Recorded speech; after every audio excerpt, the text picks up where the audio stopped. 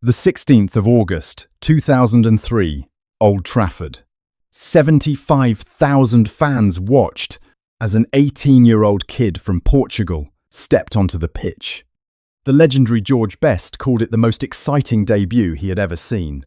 The hype around him wouldn't take long. He was getting mocked by teammates, tackled hard by opponents, and called a show pony in the media. So did the most mocked teenager in English football became the deadliest goalscorer the game has ever seen. And it starts with a man who saw what nobody else could. To understand what Cristiano Ronaldo became, you have to understand what he was. And what he was, frankly, was a lot. Born on the island of Madeira in 1985, Ronaldo grew up in a family that had almost nothing. His father was a kitman at a local football club. His mother cleaned houses to keep the lights on. The neighborhood was rough, the options were limited, and football wasn't a dream so much as the only unlocked exit door. By the time he was 12, Ronaldo had left home. Sporting Lisbon's academy had taken a chance on a kid who could do things with a football that grown men couldn't. He was technically gifted, absurdly quick, and had a competitive streak so deep it bordered on pathological. Coaches noticed early that losing didn't just upset Ronaldo, it physically offended him. He would cry after training ground defeats, not because he was soft, because he genuinely could not tolerate being second at anything. That combination, the raw talent plus the allergic reaction to losing, caught the attention of everyone who watched him. And in the summer of 2003, after a pre-season friendly where Sporting's teenage winger made Manchester United's entire defence look like they'd forgotten how legs worked, Sir Alex Ferguson made his move. The fee was around £12 million for a teenager from Portugal, with zero experience in one of the most physically demanding leagues on the planet. And almost immediately, there was a problem. The talent was obvious, the end product was not. Ronaldo's early performances at United were like watching a DJ with incredible turntable skills, but kept forgetting to play the music. He'd receive the ball, beat a man with a beautiful piece of skill, then beat the same man again for no reason, then try a third trick, because apparently two wasn't enough. And by then the attack was dead, and three teammates were standing in space, wondering what exactly they'd done to deserve this. The stepovers became a meme before memes existed. Not because they weren't impressive, they were, but they rarely led to anything. A stepover is only useful if it creates an advantage. Ronaldo's stepovers created entertainment for everyone except his teammates. He went to ground under the lightest contact. He complained to referees after every tackle. He reacted to every foul like a man who'd been personally betrayed by the concept of physical contact. English fans, raised on a diet of hard tackles and getting stuck in, absolutely hated him for it. And the numbers backed up the criticism. In his first full season, he scored 6 goals in all competitions. 6. For context, that's fewer than some defenders managed. The raw stats said what the eye test already confirmed. Cristiano Ronaldo was a showboater, a luxury player, possibly the most talented waste of time in the Premier League. But there was one person at Old Trafford who disagreed with every single word of that assessment. Sir Alex Ferguson had managed football for over 3 decades by the time Ronaldo arrived. He'd built and rebuilt Manchester United multiple times. He'd handled egos that would make dictators blush. He'd turned raw, difficult, complicated talents into world-class players more often than any manager alive. And when he looked at Cristiano Ronaldo, he didn't see a showboater. He saw something far more dangerous. He saw an obsessive. Ferguson understood something that most pundits missed entirely. The tricks weren't vanity. They were ambition that hadn't found its target yet. Ronaldo wasn't doing stepovers to show off. He was doing stepovers because he wanted to be the best player on the pitch at all times. And at 18, that was the only way he knew how to prove it. The manager's job wasn't to crush that instinct. It was to aim it. And Ferguson's method was brutal in its simplicity. He didn't sit Ronaldo down and give him a PowerPoint presentation about efficiency. He put him in an environment where the lesson would teach itself. The Manchester United training ground in 2003 was not a place for passengers. Roy Keane was still there, a man whose idea of a welcome was questioning whether you deserved to breathe the same air as him. Rio Ferdinand, Gary Neville, Paul Scholes. These were players who had won everything, sacrificed everything, and had absolutely zero patience for a teenager who prioritized looking good over being effective. Keane, in particular, was relentless. If Ronaldo tried something fancy and lost the ball, Keane let him know about it, not with a polite suggestion. With the kind of verbal assessment that would get you arrested in most workplaces. And Ferguson allowed it, encouraged it, even. Because the manager knew that Ronaldo needed to feel the consequences of wasted moments before he'd stop wasting them. There's a story, possibly apocryphal but entirely believable, that Keane once told Ronaldo during training to stop doing tricks and start playing football. Ronaldo, being Ronaldo, did another step over immediately. Keane tackled him so hard, the ball ended up in a different postcode. That was the education, not a classroom, a crucible.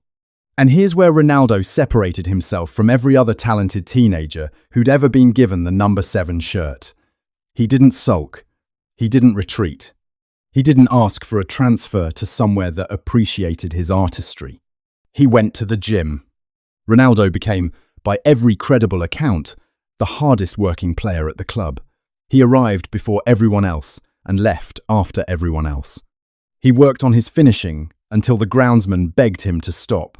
He studied his body with the intensity of a biochemist, transforming his diet, his sleep schedule, his recovery, everything.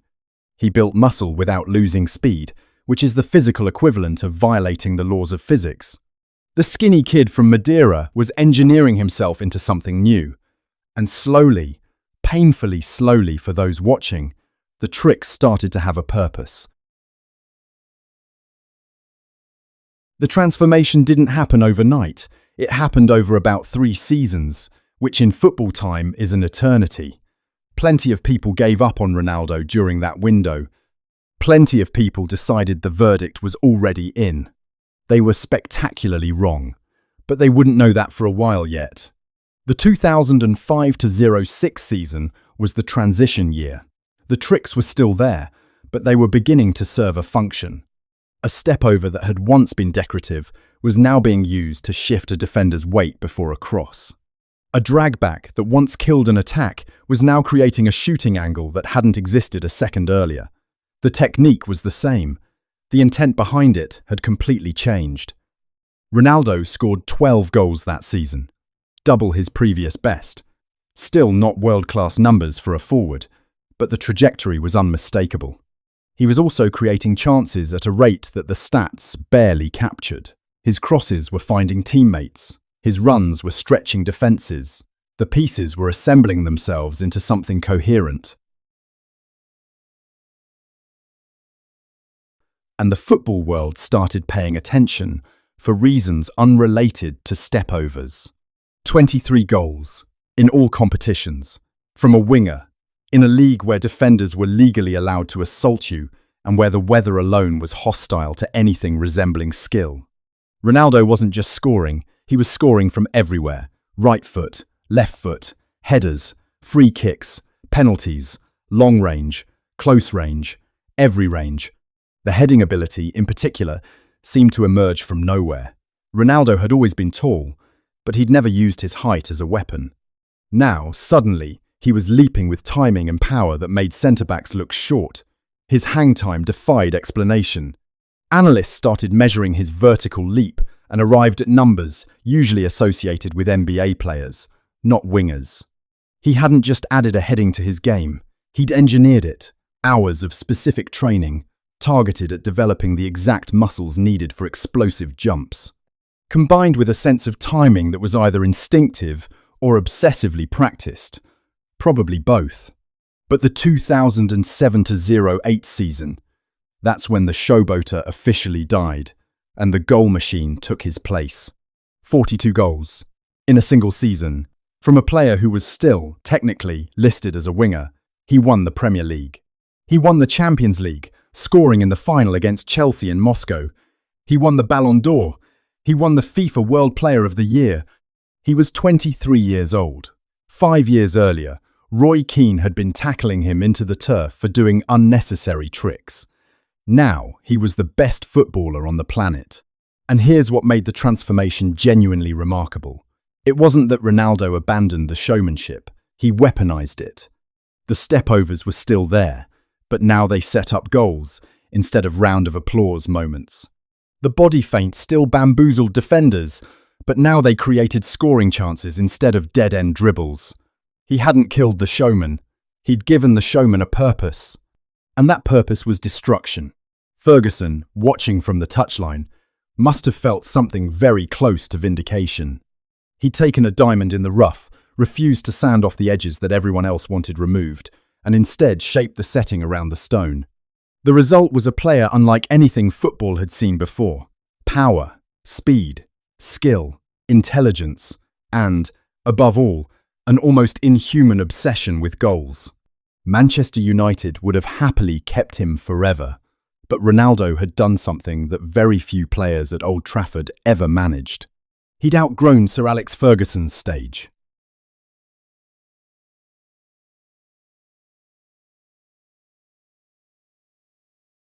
In the summer of 2009.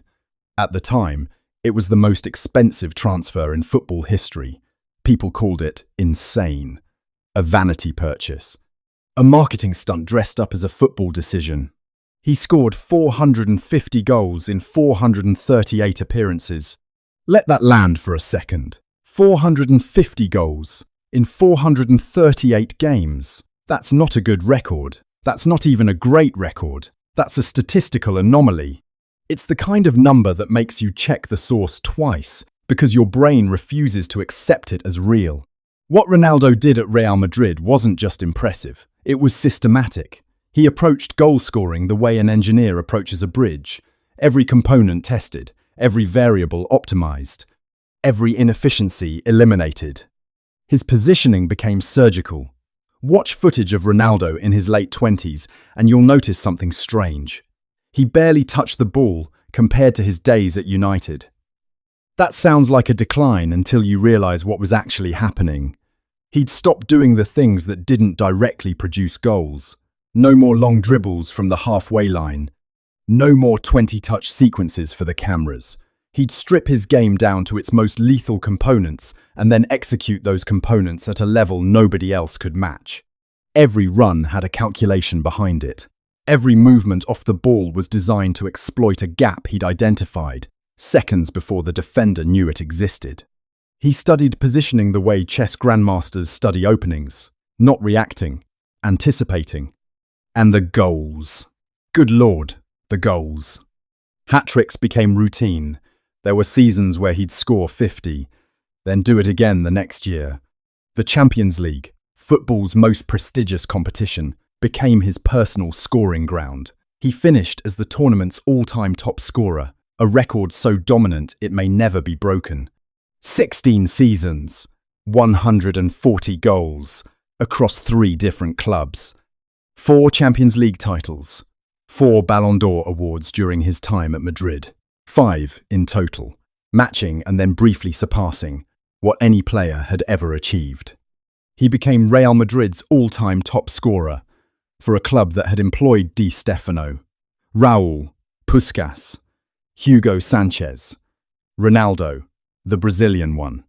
The list of legends he surpassed reads like a hall of fame that he simply walked through, collected the records, and kept moving.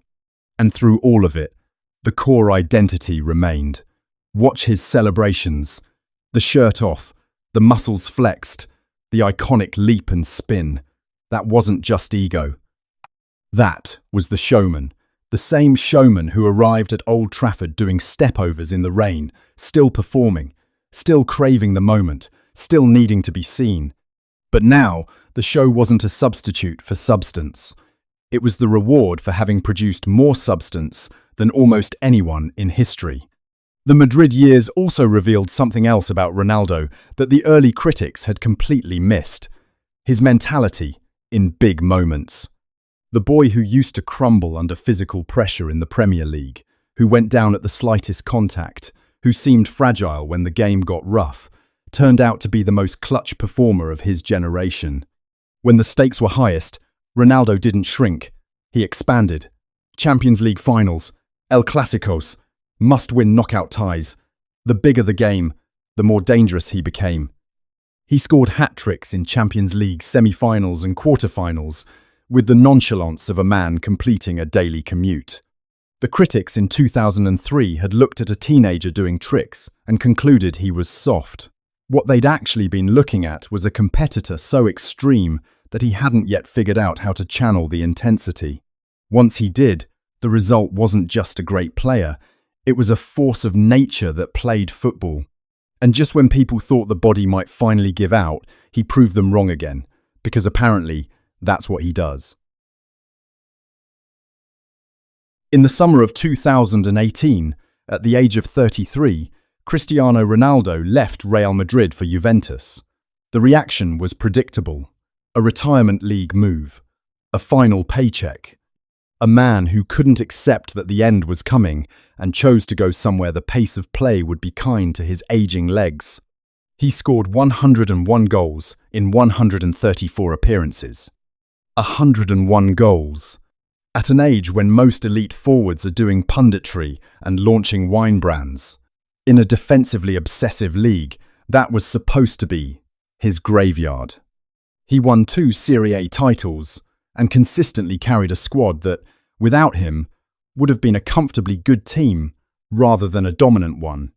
Even the return to Manchester United in 2021, which by most objective measures was a failure in terms of team success, couldn't diminish the individual absurdity.